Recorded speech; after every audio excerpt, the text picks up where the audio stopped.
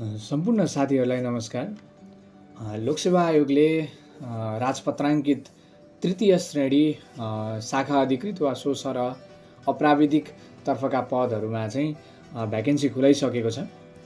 न्याय सेवातर्फ खुल्लातर्फ 33वटा कोटा, महिलातर्फ 9वटा, आज 7वटा, मधेसी 6वटा, दलित 2वटा, अपाङ्ग 2वटा, पिछडिएको क्षेत्रमा 1वटा गरी भ्याकेन्सी खुलाइसकेको छ। यो न्याय सेवातर्फ रहेको छ र यसै गरी निजामती सेवातर्फ परराष्ट्र प्रशासन, लेखा परीक्षण सेवा र सङ्घीय सांसद सेवातर्फ संयुक्त र एकीकृत गरी खुल्लातर्फ 104वटा कोटा खुलाएको छ, जसमा सङ्घीय सांसद समूह भनेको यो सामान्य प्रशासनतर्फ पर्छ।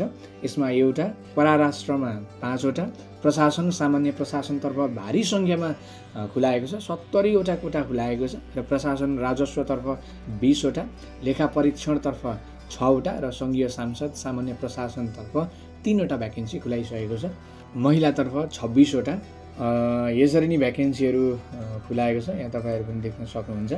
यसरी नै परराष्ट्र प्रशासन, लेखा परीक्षण र सङ्घीय संसद सेवातर्फ संयुक्त र एकीकृत लिखित परीक्षा कार्यक्रम प्रथम पत्रको परीक्षा चाहिँ प्रशासनिक अभिरुचि परीक्षण 2082 10 महिना 24 गते, माघको 24 गते चाहिँ परीक्षा हुने रहेछ। प्रथम पत्रको दिनको 11 बजे यस सम्बन्धी परीक्षा केन्द्र चाहिँ पछि लोकसेवा आयोगले नै तोकिएर फेरि यही वेबसाइटमा, लोकसेवा आयोगको अफिसियल वेबसाइटमा राख्ने नै छ।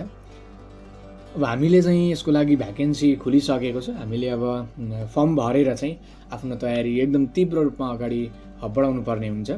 यसको लागि चाहिँ परीक्षा केन्द्र अब पछि आयोगले नि तोक्नेछ र दरखास्त दस्तुर, प्रत्येक विज्ञापनका लागि दरखास्त दस्तुर 1200 लाग्नेछ।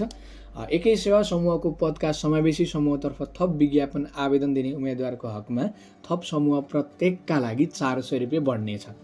जस्तै प्रत्येक विज्ञापनका लागि चाहिँ 1200 र यदि हामीले थप विज्ञापनमा आवेदन दिनुपर्ने भएमा चाहिँ, जस्तै समावेशी समूहतर्फ थप विज्ञापनमा आवेदन दिनुपर्ने भएमा चाहिँ 400 का दरले चाहिँ बढ्दै जानेछ भनेर उल्लेख गरिएको छ।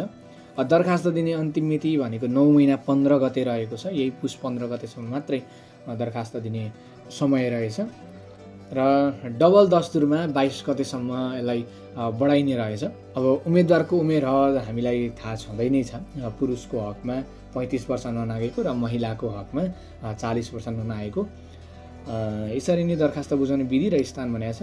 दरखास्त हामीले चाहिँ फर्म शाखा अधिकृततर्फ कसरी फर्म भर्ने, कसरी दस्तुर बुझाउने, अनलाइनबाटै बुझाउने हो कि अफलाइनबाटै हामी ब्याङ्क भाउचरमा बुझाउने हो कि, यो सबै प्रक्रिया हामी तपाईँहरूलाई अर्को भिडियोमा राख्ने नै छौँ। तपाईँहरूले अन्तिमसम्म हेरेर साथ दिनुभएकोमा हजुरहरूलाई धेरै धेरै धन्यवाद।